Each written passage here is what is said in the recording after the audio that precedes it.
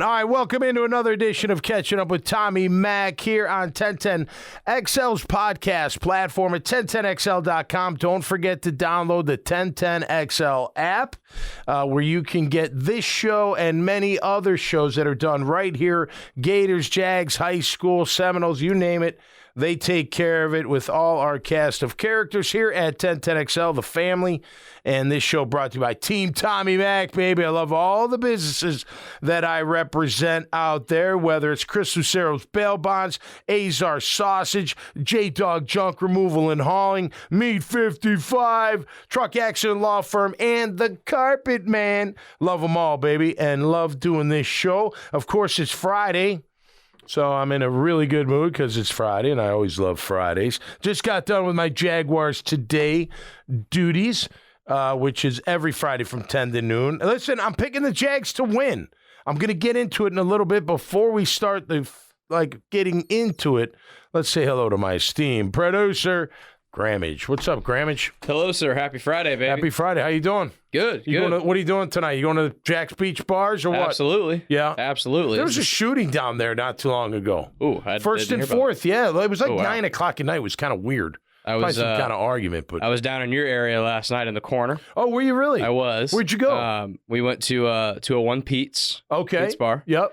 Wasn't there for too long, just a couple hours. You know, Pete's, look, it's a cool place. I'm not going to bash up, but every time I go in there now, I don't see anybody I know. It's really weird. I used to go in there, it'd be like cheers. You'd be like, hey, everybody, you see everybody from the neighborhood, and now you just see a bunch of young people, which is great, man. Look, it's rocking in there. And if you're a young person and you like going out and having a good time and partying, you got to go to Pete's at the beach. Oh, yeah. And without a doubt. We'll be out at Jack's Beach this weekend. Got a buddy that's getting married tomorrow afternoon. Oh, really? So beautiful. Have weddings some friends. Are great. Love weddings. Yeah. So have some friends. So much joy at a wedding. I know. You wish the joy would last for every couple that gets married, because when they're getting married, for the most part, the joy is just like incredible. And I'm 25, so it's peak like wedding age for me. I'm going to somebody's wedding all the time. Yeah, right. But they're getting married here in town in Orange Park, so not too far away, obviously. So we've got some friends that live out of town that are in town. Good. So we're maximizing time with them, going out. Beautiful. And, so we'll be out at Jack's Beach tonight.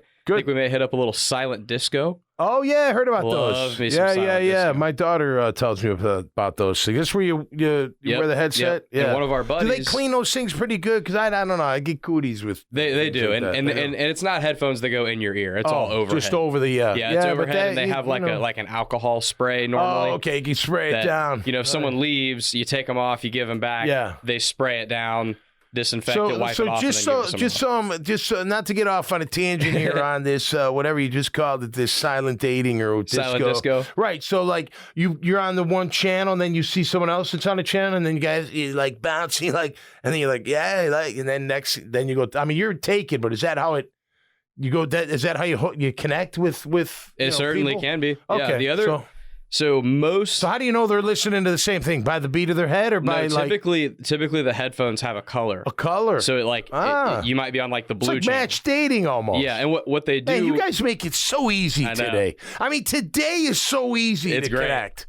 I want to say hook up, but you know what I'm saying. And yeah, you're gonna hook up. What the DJs it's so easy for you guys. We had to work for it back in the day, man. What the DJs do a lot of times too, which is nice, is like say there's like 3 different channels you can toggle between. Yeah.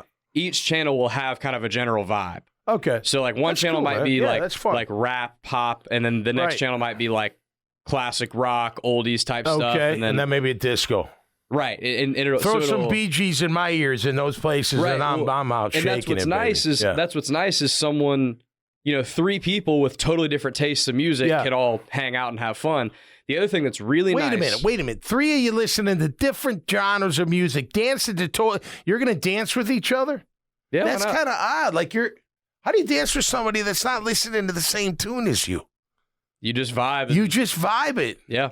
Wow. All right, honey. And we're going to try that at home. The beautiful part, too, when you were talking about... Right? The lights go off, don't they? Usually, yeah. Yeah. The beautiful part, too, back to when you were talking about connecting with people, is if you're trying to maybe chat somebody up that you think... Or you're just making friends or whatever. Oh, you like this music, huh? What's nice, as opposed to like a normal bar when there's music out loud playing... Yeah. You can be jamming in your headphones, and then you can take your headphones off and have a conversation like the level nice. we're Yeah, right. Like, and you don't have to talk. You don't have to scream at each other. To yeah, hear. right. I love live music, but sometimes if you can't talk at all.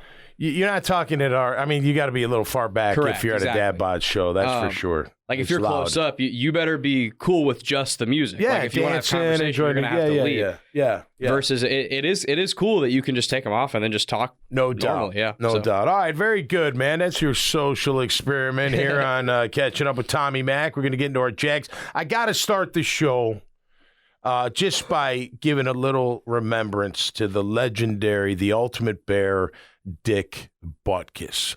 Talk about the perfect middle linebacker, because he was nasty on the field. He did so much off the field.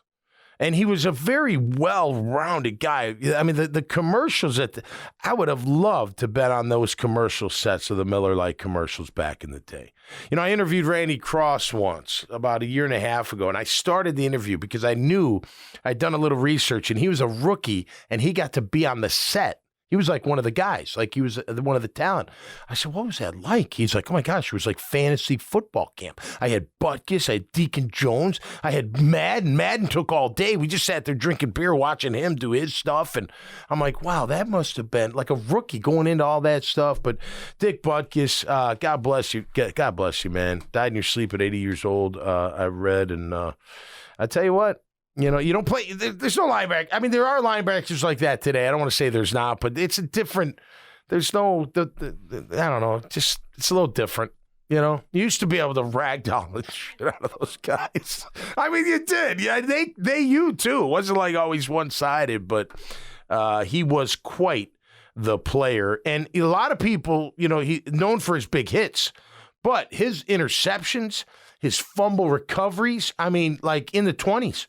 So this is I mean, what a player. What a player. So he's one of those guys that has like, I mean, I haven't seen that much. I'm not going to pretend I've broken down all his tape, but just seeing and hearing what you're talking about, and also I've seen a couple of highlights and stuff.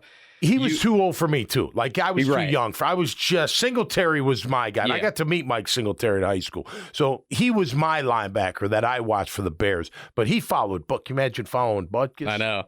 But you could tell that Butkus had a timeless game. Yeah, his game. You could put him in today's football, and he would still be extremely. He'd be a menace. He'd be a really Heck yeah. It's not like sometimes you look at old guys and you're like, if that guy played today, people would be too fast. Right. Dick Butkus would still be one of the greatest defensive players. You could take a guard from back in those days, and you'd be like, he would never make it today. Right. You'd be like, he's not blocking Aaron Donald. Right. Or whatever. Or anybody that's massive. You know what I mean? But Dick Butkus, I tell you what, man, he definitely played the game the way it's supposed to be played. And, you know, that's how my dad taught me to play the game. Like, you got to be physical, man. It's a physical game. You got to be tougher than the guy across from you. Got to be more physical. It's all about the physicality. And that was football. That was basketball and rebounding, blocking the plate in baseball. I mean, it was all about that just physical attitude. And God bless you, man. Dick Butkus. I know all my friends back home in Chicago, you're probably all like, oh, man, what? Because it was sudden. He was just at the game like a week ago. You know, that's life, man. Poof, they're gone. I should have the memory and legacy forever, man. Forever the Bear. I should have put a little cheese on the Bears last night because I knew it was an intangible. Yeah, the Bears aren't losing on the day that Dick Butkus dies. Last 2 weeks, Fields has played pretty good. He's coming around. And Stroud is a good quarterback. Stroud's really good, man. Stroud. Remember when there were people like, no, he's not. I'm like, no, I think he's going to be. You were more Stroud. I was more Bryce. I'm willing to take that. The jury's still out on Bryce, but totally. We don't know. You said this in the summer that you thought Stroud could play. I did. And I was hesitant, so you were right on that. You got that one right. And he can. He's got the goods, there's no doubt about it. Our quarterback here in Jacksonville has the goods. Now listen, this is a team game, there's no doubt about it. But I just got off the air on Jaguars today, and one of my keys to victory was the fact of this. This is an opportunity. Now listen, it's not all Trevor. And if the drops weren't there, Trevor would be having a phenomenal year. He would be, but the drops are there. And the line's been off and on. We get Cam back. We'll talk about that. But here's an opportunity for Trevor Lawrence to show and prove that he is this superstar quarterback. He hasn't shown it yet. He's shown glimpses. He's shown great throws, great dimes, great plays, but not in a consistent manner, not for a full game. And again, it's not just his fault, but guess what? It is his fault because he's the quarterback. And when you're the quarterback, your franchise QB, it's your offense. So it's up to you to make sure everything else is getting done. Same with your coaches and same with everybody else individually. Like, they got to do their job, don't get me wrong. But this is a chance. All that anyone's talking about is Josh Allen, the Bills quarterback, and rightfully so. He's an unbelievable player. But this is your opportunity, Trevor. Remember, generational, and I think you're great. I love the kid. I do. I love the way he plays. I think he's a tough son of a gun. When he does that Trevor ball, like he showed last week, that 22-yard run, that shake and move, hit it to Ridley because he's not afraid to get hit. He's looking down the field. You know how many guys wouldn't look down the field after making that first guy miss? They would have tucked the ball and made sure they didn't get their head taken off. He's like, no way, man. I'm making this throw. So he has shown those things, but this is a chance for him. No matter how Josh Allen does, which we'll talk about that in our defense, no matter how he does, you have to outduel him. You have to. I don't think the 9-6 that happened a couple years ago, I don't think that's happening. I don't think you're going to stop the Bills. I don't. I think you may have a chance to stop them on occasion, but overall, they're going to score on you. But we have to outscore them. And guess what? I'm sorry to go on a rant, but I'm going to do it anyway. I'm sick and tired of the hype. I'm sick and tired of all the bullshit of how great this team is or how great this offense. They're going to set records. Trevor's going to throw for 5,000 yards. All this stuff. That's all I heard all throughout camp. And you know what? I believed it. And guess what? So did they, because they started talking about themselves. And that's the first mistake as a professional player or any athlete. You don't talk about yourself. You talk about others. You don't say, yeah, we are going to be really good. Wow, look at Ridley. Where's Ridley? Where is he? Couple catches here and there. He hasn't done anything. He's not this saving grace, deep threat. Oh, look out. He's not what the guy did last night. That guy last night was unbelievable. I'm glad he helped out your DJ Moore. I'm glad he helped out your fantasy. Yeah, that's a player taking over. That's a player saying, all right, you know what? My team needs me to be the superstar that I'm supposed to be. So I'm calling out Ridley. I'm calling out Trev. ETN's supposed to be this game breaker. You got bottled up last week. O-line, you got Cam coming back. Great. I love that Cam's back. And yeah, slide Little down to guard because those two together should be very formidable, very athletic, and very tenacious. And I want to see us run the ball against them. But all of them. You're averaging 20. Look at this. This is pissing me off. No, because what did we hear all camp, Grammage? What did we hear? Yeah. They're going to score 40. There's going to be touchdowns aplenty, bombs all over. Wow, look how fast Calvin Ridley is in practice. Man, can he run fast? Well, great. Well, let's catch the rock when they throw it to you down the field for a touchdown. I don't want to hear this. The talk is cheap. Talk has always been cheap. But here we go. Offense. Jags offense is averaging 20 points a game. 20. Granted, they started at 31. So think how bad their offense has gone from 31 in week 1 to 20 now. And it is. Now, look, last week I thought it was, and I know you only scored 16. I thought the first half especially, you started getting things going, right? Trevor's making plays. You're making some plays. You're scoring touchdowns. That was a broken play. So what? You took advantage of it with the Ridley touchdown. Patrick Mahomes has made a career off of it, right? Yeah. But that's what you have to do, right? You got to take advantage of those situations.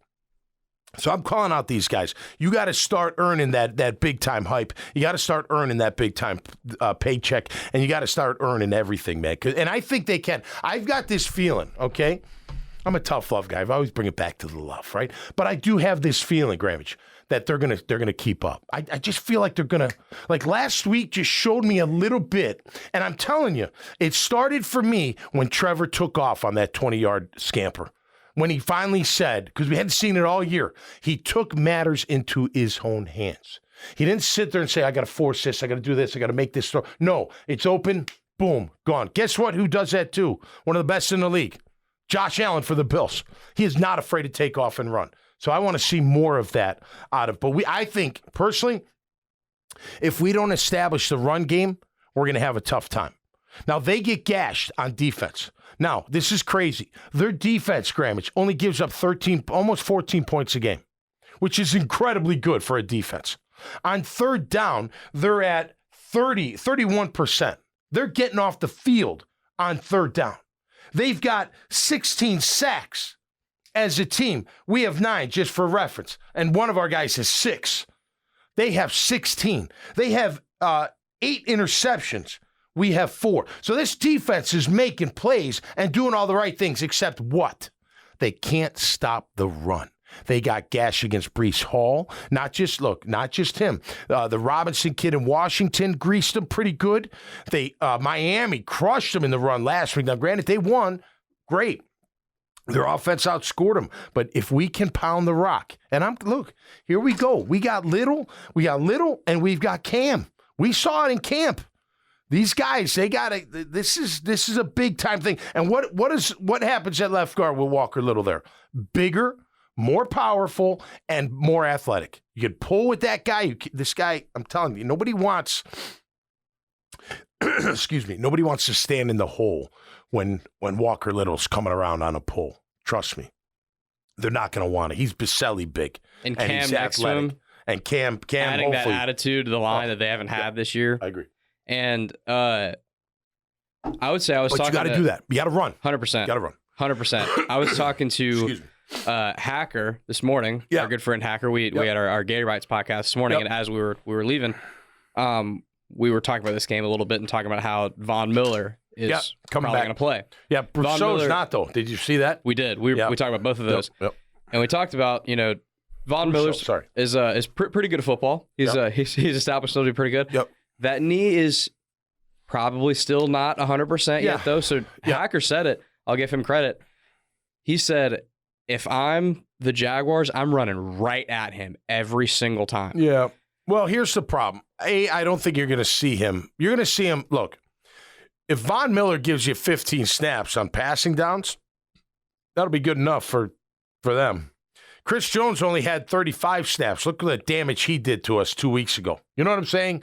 So, yeah, when he's out there, but he's going to be out there when it's second and long, third and long. I don't think he's going to be out there. And whether he's out there or not, run it right at him. Yeah, well, if you're third and 11, of course, you're not going to. You know what I mean? You're going to throw the ball. Greg Rousseau is out, had 2 sacks against Tua last week. That guy had a great game for Buffalo last week. He's really good. He's got 3 on the year. They spread it around. Ed Oliver, very good defensive tackle. He's at 3 sacks. Daquan Jones, this guy's a monster, 6'4", 320. He's got 2.5 from the nose position or inside position. Leonard Floyd. Look, Matt Milano, to me, is one of the better linebackers in the game. That guy, he can play. I'm not just saying that because he's a Boston College guy, and I've never met him before, but that guy can play ball. That defense has names, man. What's that? That defense has names. They do. And look, if they ever shore up their run defense, look out, NFL. I mean, because that's a team that's getting after. You got Poyer in the secondary. 16 sacks and 8 picks. 8. That means what? I mean, you're pressuring. And by the way, after the Jets loss, the Bills been steamrolling people.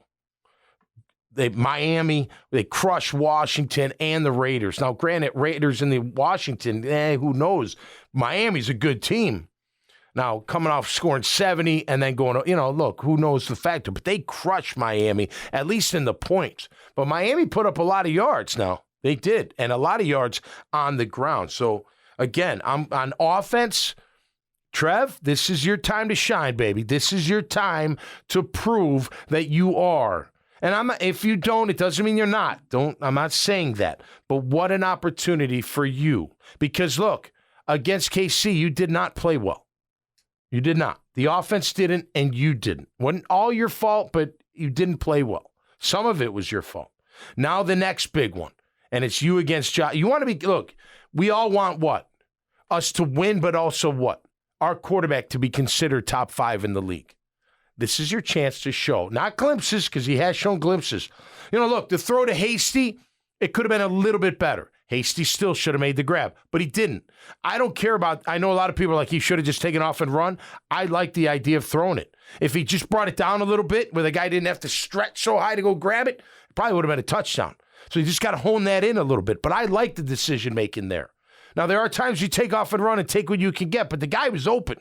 And he had a shot to make a play, and he's not afraid to make it. So I like that about Trev. It's a little bit of situational awareness of the game as well, which I think Trevor has. Like, great awareness. If that play would have been 4th and 5, and if we don't convert, we lose. Different. You run it. Right. Different story. But that was a situation. I agree with you. That was a situation where it's okay to go take a shot and see if you can. And he put it pretty damn close. You got to make that catch. And he also put it to where if a catch is not made, it's out Nobody of the end zone and complete. Yeah. So no, listen. Even, I agree with you. Even the throws that he's missed with Ridley, they're on target.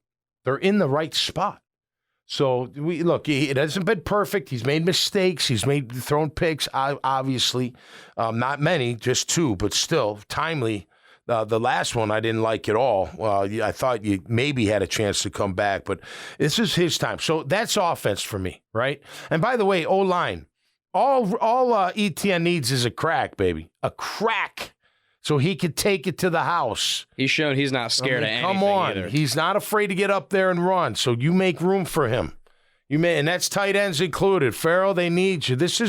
And Brenton Strange, I tell you what, I loved when you threw Calais out of the glove. Calais was so mad. He's like, what? I can't. But the kid's playing through the whistle. He didn't seek him out. He knocked his first guy down. And then he's just looking up. He's like, oh, there's another guy. Calais was still in the field of play, and the play was still going on. I liked it. And it was a perfect legal hit. He pretty much just pushed him. Yeah. He didn't. Brenton Strange, the pass catching and stuff may take a little while, but he's playing his ass off. He is. And he's physical, which we need. Hey, listen, we've got our pass catching tight end. It's Evan Ingram. And we need him to get more. I want to see 10 catches, not 7. I want more opportunity for him. You could tell, especially early last week, that they were making a deliberate effort to give 17 the ball more often, which I loved. Yep. I think we need to continue that. And agreed. Even if the first couple of passes are shorter dink and dunk throws, that's okay. Give me 4 to 5. Get the rhythm. That should help the offensive line of the run game out a little bit. Yep. And then as the game goes on and things open up a little more, Ingram's perfectly athletic enough. Give him a double move. Yeah. Let him get 20 yards up the field. Give him those crossing patterns they gave him a ton last year where he can outrun somebody. In space. Yeah. ETN, too. I want to see ETN in a little space in the passing game. And if that starts Get him out there. If that starts with just a couple of 4 to 5 yard throws in the first quarter and that develops into a 25-yard gain in the third quarter, I'm cool with that. No, totally. Let the game come to you, but let 17 touch the football. He's too good. Let me throw this at you just real quick on the offensive side. So I wanted to compare because you got to compare. Look, if Trevor's one of the best, compare him to one of the best. Josh Allen right now, right around 75% completion, 7.8 yards per attempt, so it's down the field, 9 touchdowns, 4 interceptions, and 9 sacks. Okay? Been sacked 9 times. Trevor, 67% completion, 6.6 yards per attempt, 4 TDs, 2 interceptions, sacked 8 times. So the pressure seems to be or appears to be pretty close. Now, don't tell me they have better weapons. Look, Stephon Diggs is a weapon, but Calvin Ridley, when in his prime and good, he's as good as Stephon Diggs or can be. I shouldn't say that. I shouldn't say it. Stephon Diggs is a special player, and his production's phenomenal. But look, that's what we expect out of Calvin Ridley. Come on. This is what this trade was all about. That he's going to bring all this big-time playmaking ability to this offense. That's what we need, right? We need to stretch the fielder. And look, it's early. He's got a long way to go, but we need a big game out of him. I tell you who else I want a big game out of. Agnew returning kicks. Looks like he's going to play. He's back, we need him back. Zay Jones. Looks like he's going to be back. I'm telling you right now, he's a matchup problem when they got to worry about Ridley and Ingram. And then Kirk underneath. And then you got Zay, because Zay can fly. I'm telling you, that guy's going to catch at least a touchdown this Sunday if he's playing. Didn't it also feel before he got hurt, obviously, and even a little bit the back half of last year, didn't it also start to feel like Zay was taking over the Marvin Jones role of being Trevor's security blanket a little bit? Look, I thought Zay flashed number 1 potential wide receiver. I agree. And if Calvin wasn't there, he'd be my number 1. I agree. And I also think, I don't mean that to say that Zay can't take the top off. I believe he can. Oh, he can. I think he can. I have felt like early in this season when Zay has been on the field in like critical, gotta have it situations, 7 has been the guy that 16 has been most comfortable throw into. We need him back in there. We need him back in the lineup. Look, go back to week 1. That fourth down that they had to get was to Zay Jones. Absolutely. If they don't convert that, they may not win that football game. Absolutely. And Marvin Jones was that guy for a while for Trev. And it seems like Zay has taken that over. Marvin's not as big play as Zay. Correct. But they're both clutch. Correct. Zay gives you big playability without a doubt. All right, so look, Stephon Diggs leads them with 31 receptions. The next guy is Dalton Kincaid at 13 or 15. So Stephon Diggs a focal point. I'll call out Tyson Campbell. You want to be one of these top corners in the league, and coaches, let him go with him. Let him roam with him. Although Darius Williams is playing some outstanding football, so I don't want to take nothing away from him, but maybe you don't have to roam when you got 2 guys that are playing at a good level of football. But if you control Stephon Diggs, you got a chance. Because, look, they have Gabe Davis. He gets down the field. He's averaging like 18 yards a catch, so he can get down the field. But he's only got like 12 catches. So that's 3 catches a game. That's like hardly anything. You take care of Stephon Diggs, you got a chance against this offense. Now, look, this is no easy task. They're averaging 34.8 points a game, the Bills are. 35 a game. Their defense is giving up 13.8. I mean, like on paper, like people are like Tommy Mack, you're just drinking the Kool-Aid. You're trying to, but no, I don't. I could care less about any of that stuff. But my gut is telling me there's something's going to click. I don't think our defense is going to stop them. I think at some point they're going to make a play to give us a chance, and I think we're going to win by 3. I think my cuz from another. I don't know. We got to find a rhyme for that one. Bro from another mother. Yeah. But cousin, because we're not brothers. Gotta come up with something. But my namesake McManus make the damn kicks, which better last week. So, So I think 27-24. I do. Now, granted, a lot has to happen for that to happen, without a doubt. We cannot let them harass. Trevor got hit way too much last week. He's a tough dude, but he got hit way too much. And you let Buffalo hit you like that, it's going to be a problem. They can cause problems very, very fast. I think we try to outmuscle them. That's what I would do. You want to go, look, high flying, can score at will. They're tough people, What do you got to do? You got to smash them in the face. You got to see what they're made of. So Travis Etienne game? I think you got to pound. And look, Tank hasn't shown me enough where I trust him yet. He had a nice run, that 9-yarder, that nice hole, found it. But I got to see. And you know what? Etienne's got to see. There were a couple times he missed the hole. It's on all the line when you're being shut down as a back. Sometimes you just miss. You don't see it, right? The play's going that way, and if you just cut it back, or you see if you just bounce it a little bit, one gap over, you make a play. And I'm not saying you take it to the house, but you make positive yards. It seems like he's gotten a little bit better, at least, about not getting just drilled every time. No, he has. Yeah, he hasn't really gotten killed that much. I don't recall many times so far this year that he's just gotten destroyed. Yeah.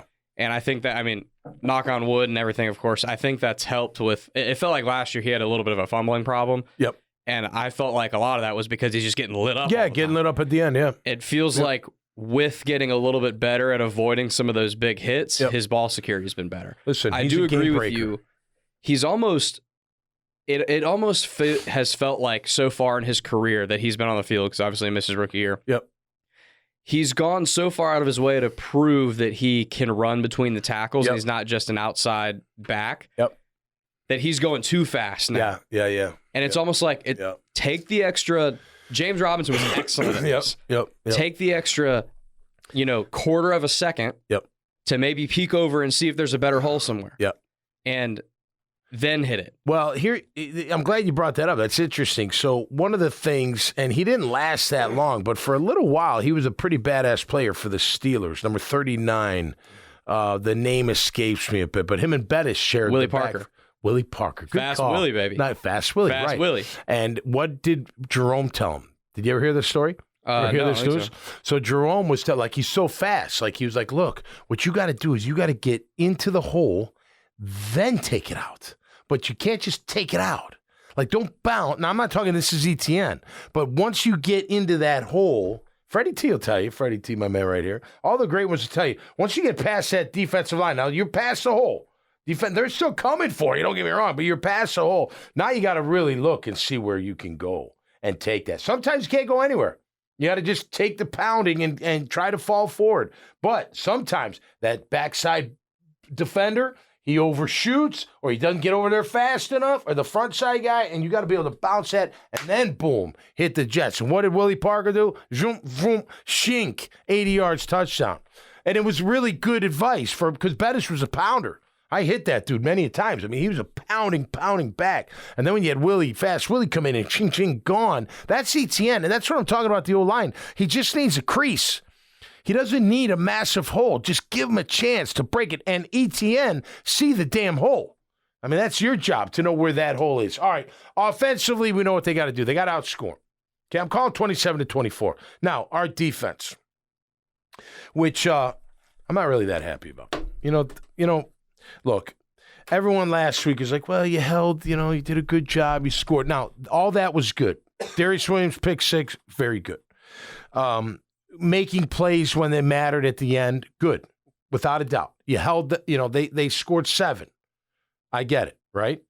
The Falcons did. You held them to 7. But you peel back that onion. Bijan killed you. He killed you. 7.5 yards carried. Now, I don't want to hear, well, it's Bijan. I don't care. That O-line, I saw some highlights. Now, granted, they're highlights, but they were big runs by Robinson. They were working our defensive front. It wasn't a constant thing, but it was enough to where they're moving guys out of the way, and he had plenty of holes to figure out where he can cut. So stopping the run was terrible. Third down was awful. They were 6 of 12 last week, Grammage. That's 50%. You go 50. Yeah, right. They converted 6 of 12. You let Buffalo do that, you're not going to win the game. You're just not going to win the game. If they continue to get first downs, they're going to score. They've got weaponry. But here's the thing, too. Where's our weapon? Where is it? Like, that's why I'm calling out the offense. Like, okay, defense is what it is.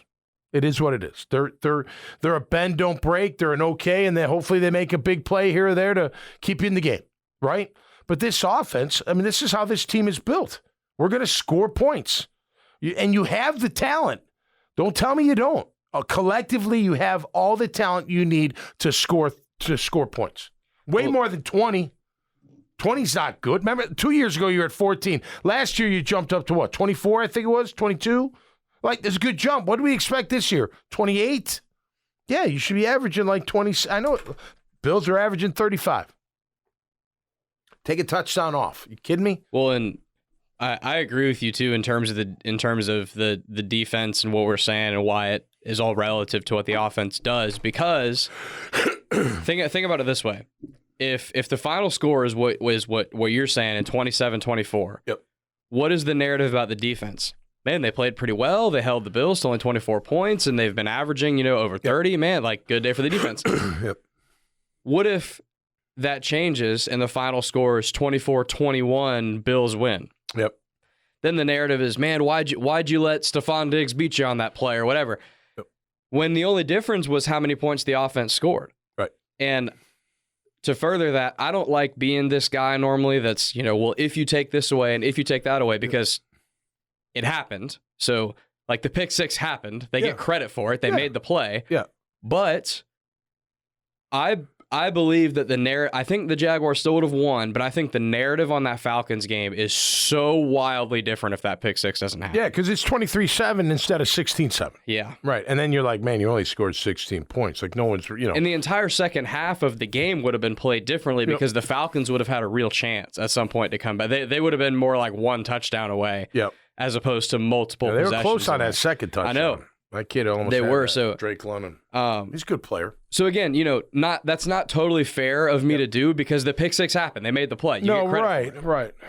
But if it didn't, there's a lot to feel differently about that football game. When you're not getting pick 6s every week, you can't count on the pick 6. It's like an expense report. Is it a one-time expense? My refrigerator broke. I got to go replace the fridge. But I'm not replacing it every year, so it's a one-time expense. So I capitalize it, right? You know what I'm saying? Like, it's kind of like that.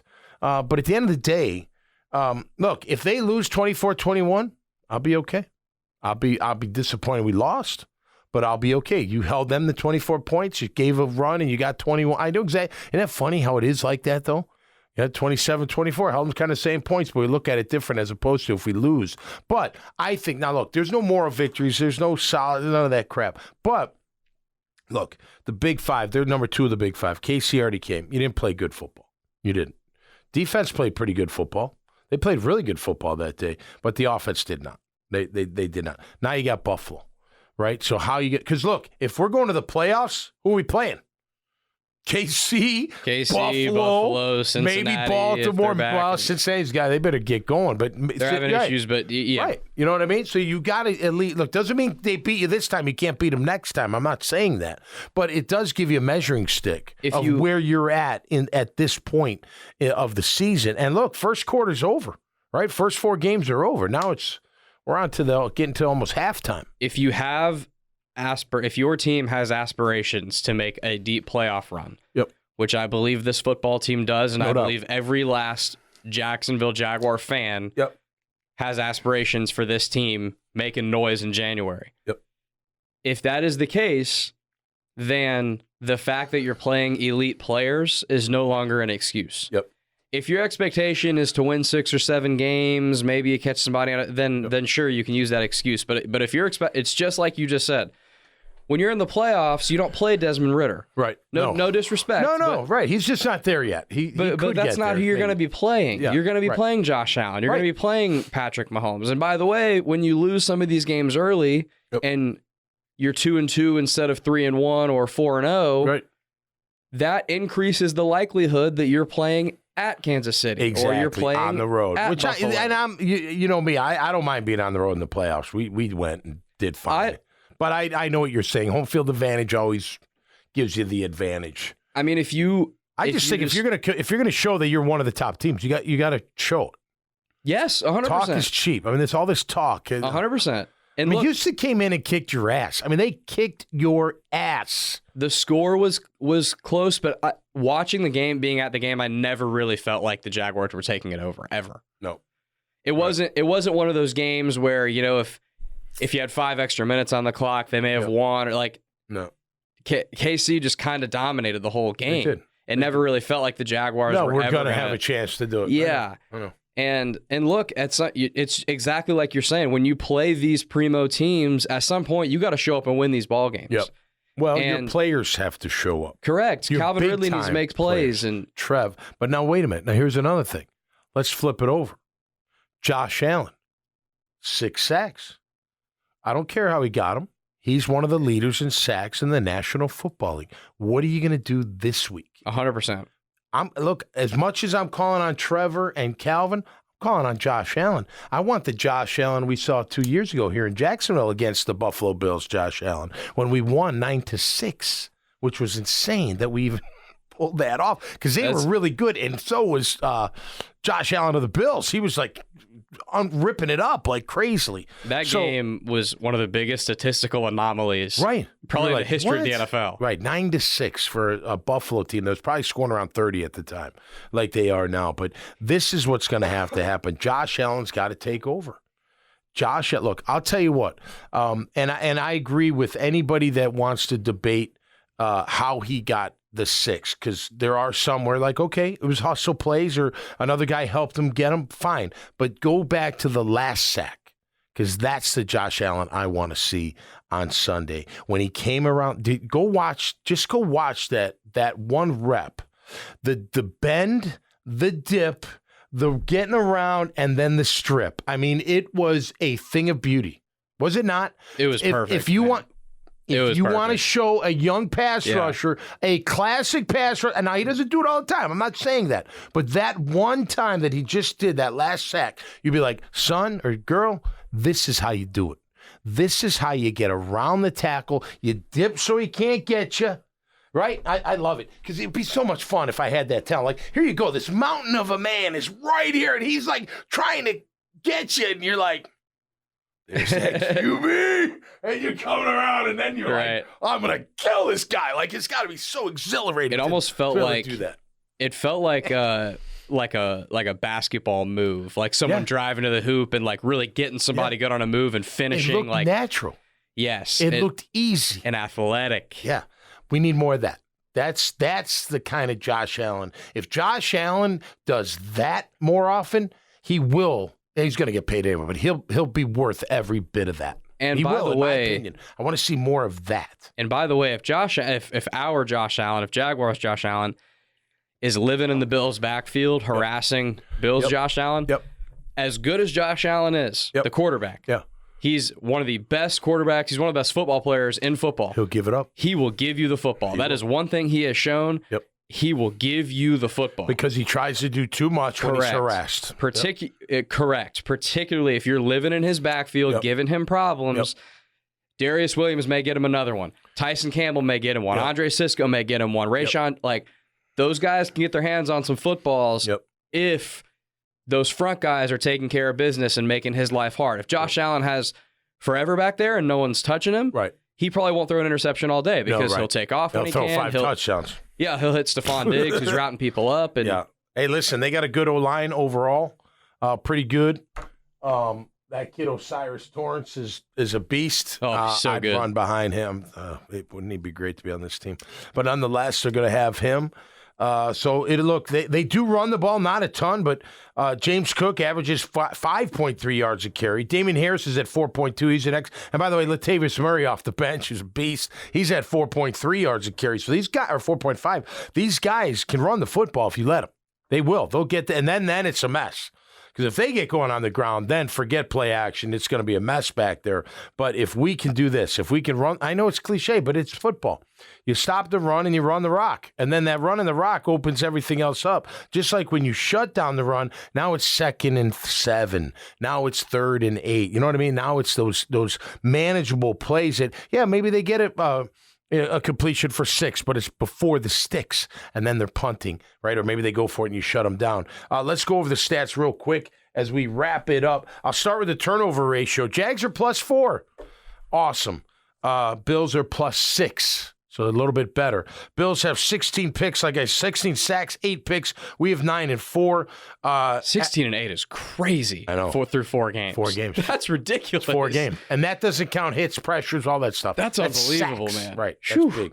We're at 9 and 4. But again, Josh has 6 of those, which, it's still, it's great. But, we got to get the other guys to step up.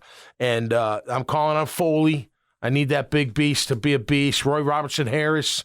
You guys up front, man, you set the tone. You got to get it done. So let's see. 3rd down, our offense still not good. 31-37, a little bit better, a lot better last week from what I remember. 5 of 13. Let me look at my notes that I have from a week ago. Yeah, what were we? 5 of 14. So, no, that's not good. That's 35.7%. So, our 3rd down has got to be better on offense. On defense, we're okay at 40.39. Still got to be better. Their 3rd down conversion rate's 51% for the record. The Bills. 51. That means more than half, just about half, they're converting. That's pretty damn good. Their defense, 31%. Pretty damn good. That means 2 out of 3 times they're giving the ball back to the offense. That converts half the time. It's a nice well-oiled machine. There's no doubt about that. But where we can get them, yards per carry, defense 6.3. A little that's construed, but they're still getting gashed. They give up big plays. Hopefully we can take advantage of that. And I think that's really, look, if we can stop them on the ground and control that, Josh Allen can still beat you by himself. Don't get me wrong. But again, I'm counting on our run game, and I'm counting on our stars to play like stars. I don't think that's a lot to ask. I wasn't a star. I wasn't. I was a grunt. But the star players, the Freddie T's, the Basellis, the Jimmy Smiths, I'll throw in Pete Mitchell. You know what I mean? You got to step up. Ridley, step up. Josh Allen, step up. Sisco, have another big game. Tyson Campbell, shut down Stephon Diggs. Darius Williams, same kind of deal. Ridley, come on. What are you here for? Big play. You've made a couple. Got to make more, right? Zay Jones, hopefully back. Agnew, returning. Right? Poor Parker Washington. Sorry he got drilled. Did he get smoked or what? But, hey, that's part of the game. You can come back, but we need Agnew. Agnew's going to be big in this game. Come on, a return to the midfield, punt or kickoff. We need house, that. Baby. Or to the house. Love it to the house, of course. Yes, sir. But if not, at least get us that flip. Logan Cook's going to have to be on his best game. He's going to have to punt us out of dangerous situations. My cousin McManus, come on, you got to make the kick. So it's going to take a great effort, but you're supposed to give great effort in the National Football. You don't get extra credit for effort, for crying out loud. I think they got a chance. I'm calling it 27-24. Call me crazy. I don't care. I just think this offense is going to click because you know why? Because Trev's a star. He's a star in the making, and stars in the making step the you-know-what up and get the job done, and I'm expecting him to. He's that good. He hasn't shown it consistently yet. Neither has his supporting cast. They all got to step up collectively and show what they're supposed to be, which is what? One of the best offenses in the National Football League. That's the standard they're trying to set. They're nowhere near it, but I think they get back a little bit closer to that this Sunday. Happy birthday, Trevor, by the way. Yeah, today, huh? Well, what's today? Friday? He can have a couple pints. Yeah, go get some pints. He's only 24. Yeah. Good for him. That's crazy. He's only 24. I think I was sleeping on a hardwood floor at age 24, bartending. That's what I was doing. So good for him. Isn't that crazy, though? Like, to think about his, like, development and growth. Like, this dude's 24 years old. He's younger than me. Wait till he's 26. I know that. That's what I'm saying. 27, 28, when he's really and he's got all this under his belt, man. Got it all. Well, this week's big for him. I agree. I want him to come on. We're all talking about you. The whole world's watching. Your only game on. This is your chance. Go head to head with one of the best in the league. You didn't get it done against Mahomie. Get it done against Josh Allen. And and look, if they don't, the sky won't fall. The sun. Now, if they get blown out, I'm going to have a problem. I don't expect us to ever get blown out, but if we do, that's going to be a problem. Now, granted, they're a very good team, but at the end of the day, we have stars on this team. Play like it. That'll do it for me this time around. Here on Catching Up with Tommy Mack. Hope you have a wonderful weekend. Want to thank all my sponsors, of course. Hey, listen, you get thrown in jail, make sure you have that number, 822-2245. Chris Lucero's Bail Bonds. Get your sausage. I had it the other night. It's phenomenal. Azar Sausage in Winn-Dixie. No question about it. Need some new flooring, LVP, or carpet? Call the Carpet Man. He's the guy. Steak, beef, it's me 55. Just go to the Facebook page and you'll see all the information that you need. Anything you need hauled away, man. You need something, appliance, some furniture. Make sure you reach out to J-Dog Junk Removal at jdogjunkremoval.com. And always great to have them on board. And, of course, a truck accident law firm. All they do is truck accidents. They don't do commercials. They don't need all that fluff. They just get the job done. Over $1 billion recovered. Check them out at truckcrashlaw.com. Y'all have a great weekend. Go Jags. LFG, LFG, LFG. Exclamation point infinity times infinity and beyond, or something like that. All right, there we go. Have a great day, everybody. Till next time, we'll see you right here. Stay safe, be cool. We'll see you right here on Catching Up with Tommy Mack.